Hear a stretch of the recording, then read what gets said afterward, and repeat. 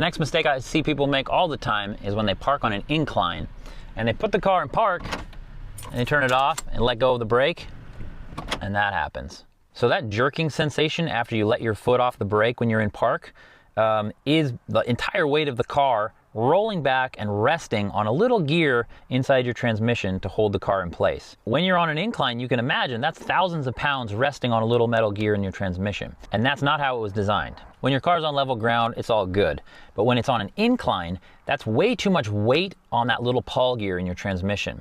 Have you ever noticed when you get back in your car after you've been parked on a hill and you shift out of park, it's really stiff and then sometimes goes bam into drive? That's because that gear is super bound up and under pressure from resting on the hill. And that's why every car has one of these, a parking brake. Now, I don't know why, but a lot of people don't ever use their parking brake, or if they do, it's to do donuts in the parking lot. So the proper parking procedure, anytime, especially on hills, is you stop the car with the foot brake, you engage the parking brake, then you shift into park, and then you get out of the car. Doing it this way makes the parking brake take the stress of the weight of the car on the hill and not your transmission. The next mistake that I see people make is because they have a trailer hitch on their car, they think they can tow whatever they want.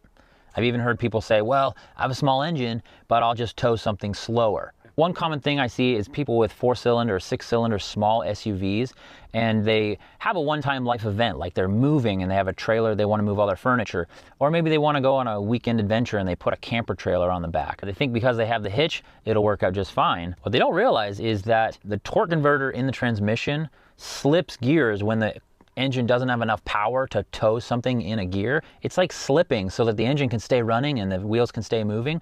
And what that does is create a ton of heat in your transmission. And what quickly will happen if you're towing something with too small of an engine is that the fluid in the transmission overheats, burns, and fails. It only takes one time of cooking your transmission fluid for you to ruin a transmission. So, how do you know what you can tow with your car? Well, it's going to be listed somewhere in your owner's manual or with the hitch that you got. You can easily find that information online somewhere.